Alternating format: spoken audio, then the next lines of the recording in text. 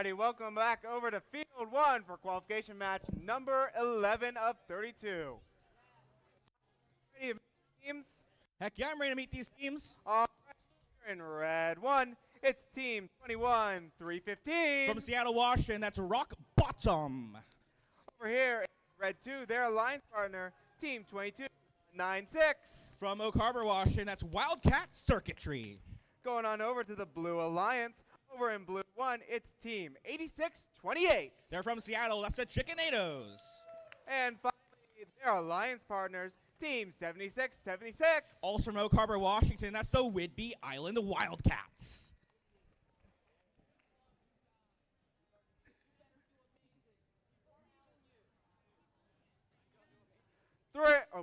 Qualification match number 11 will begin in 3, 2, 1, go! Two teams looking fairly similar on opposite sides of the field, as we've got sister teams from Whidbey Island, one from on each of our alliances. So we'll see how this goes. Some highly ranked teams as well in this match. So Robot navigates out of their initial position over a launch line towards center field for the Red Alliance. That's going to be Wildcat Circuitry center field, as Rock Bottom tries to score at the red goal. Both Blue Alliance robots have left their launch lines as well, so if they stay where they are, they might get some points. Drivers, pick up your controllers. 3, 2, 1.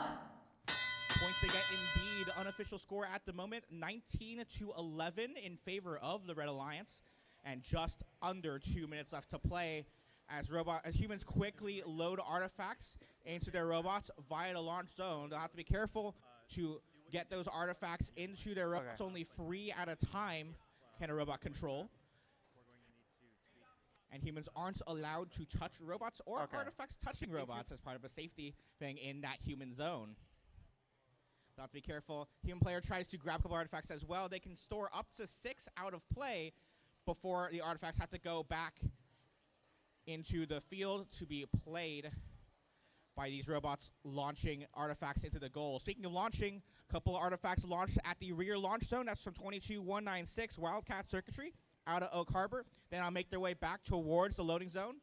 Actually, maybe not, as they make their way actually towards the red goal. Looks like they have their eyes on some of the artifacts in that blue secret tunnel area.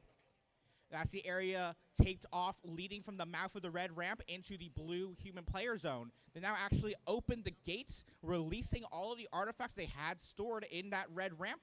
That gives them more opportunities to score classified artifacts at 3 points each. 40 seconds left on the clock, and still a very tight unofficial score. 52-44 at this moment. We will see as artifacts continue to fly towards the goal. 1 purple artifact into that blue robot. That's the Chickenados at the bottom right corner of the field. They pick up 2 more green artifacts from the floor and make their way to the front launch zone. 20 seconds now as we hear the whistle.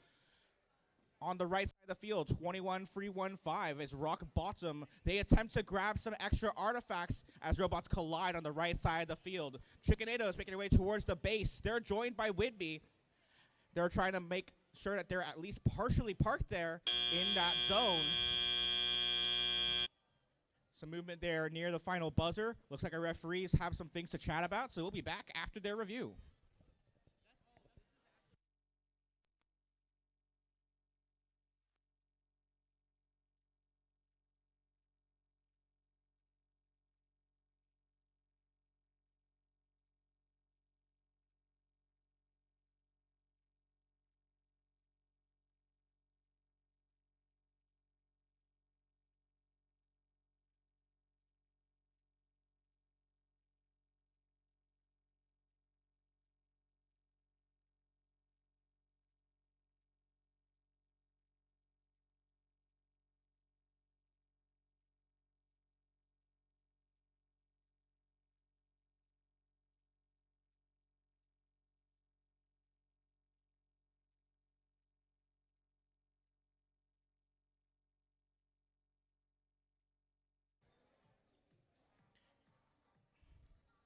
At the end of that match, our unofficial score is separated by just 6 points.